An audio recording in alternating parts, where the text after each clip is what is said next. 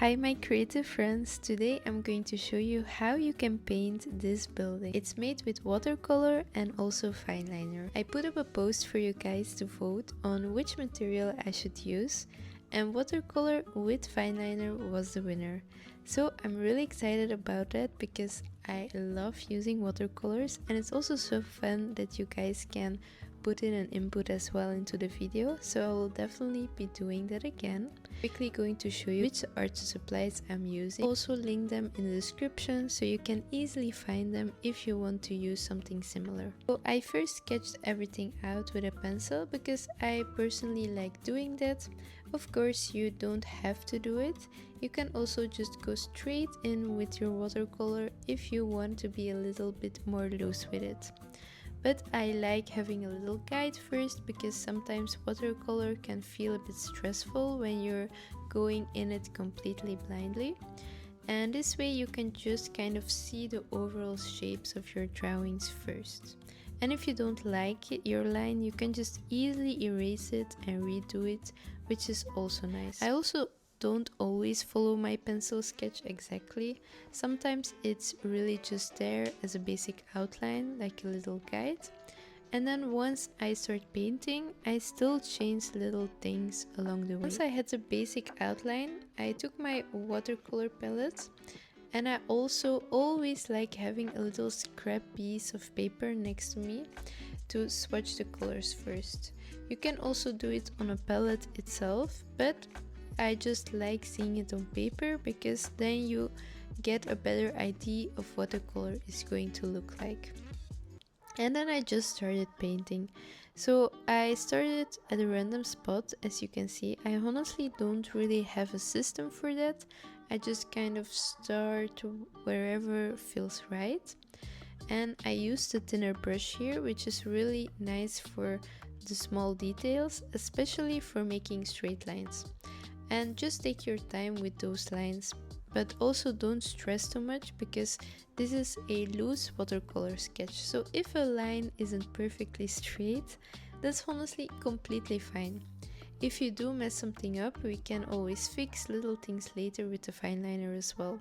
So there's really no pressure. So after I added the red stripes on the roof, I also went in with some green and painted the framing around the door and also around the window. Then I also started filling in the walls as well. And what's important in the beginning is to just focus on the general shapes and general areas of the color first. Just block everything in first, and then later we can go back in and add all the little details. Also, because I was using quite a small brush, it was sometimes a little bit difficult to paint really loosely. Especially on the yellow wall, you can see that it looks a little bit more patchy in the way it's painted. But honestly, that's completely okay because that also gives its own charm. So definitely don't limit yourself if you feel like you don't have the perfect brush. We really just work with what we have. Then for the windows, I use gray.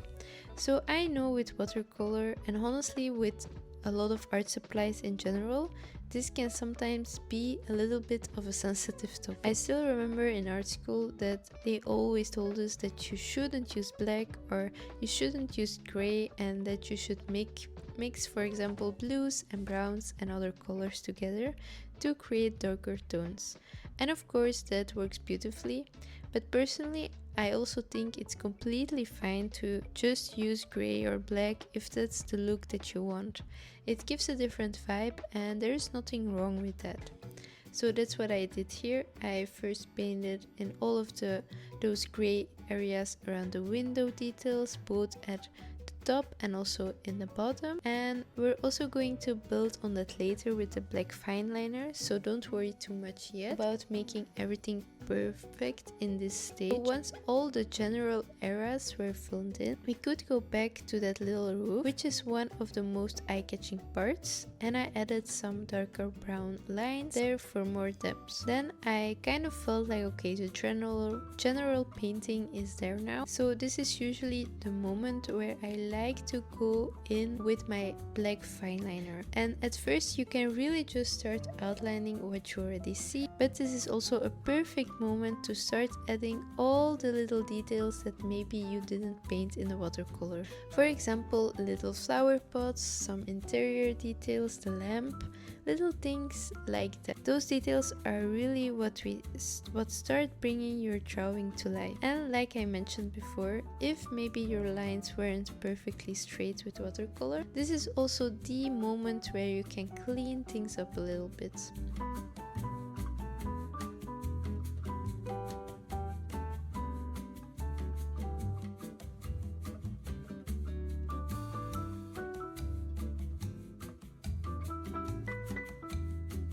So these little leaf branches with lemons near the window, which I hadn't painted yet, so I thought this was the perfect moment to add those in. I will also show you in a bit where you're going to go back in over those with a watercolor later. So right now this step is really about adding in all those small little details that watercolor didn't capture yet.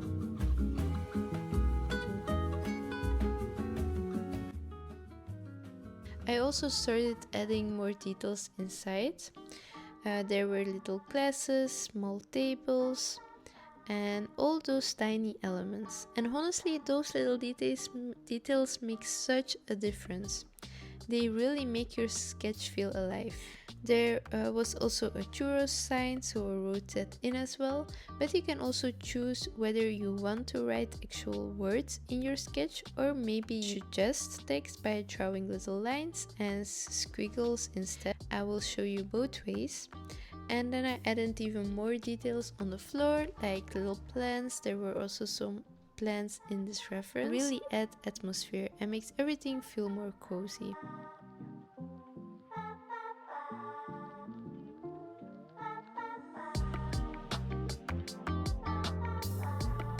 And like you can see on the signs, sometimes I just drew little lines instead of actual words, so don't feel pressure to write everything out. Then to give the drawing even more depth, I added the stones on the floor as well. The window details also needed a little more work, so I kept building those up. And honestly, at this stage, it's really just about framing everything nicely. Because if we leave everything as just one flat watercolor layer, the drawing can start looking a bit flat. If you want a watercolor only painting, then usually you build depth by adding lots of layers. But because we're doing more of a loose sketch style here, it's completely okay and honestly really nice to use a black fineliner to bring in those details.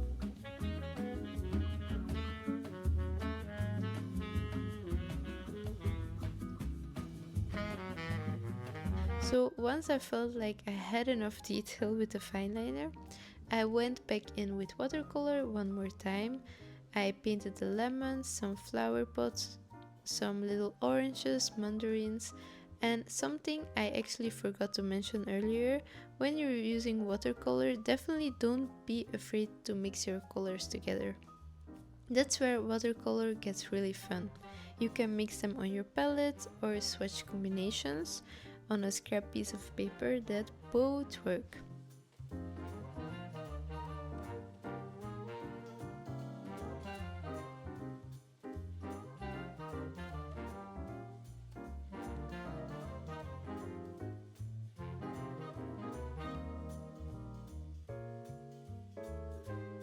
And I also painted in the churros sign, and I kept adding color to the floor because that still felt a little bit empty.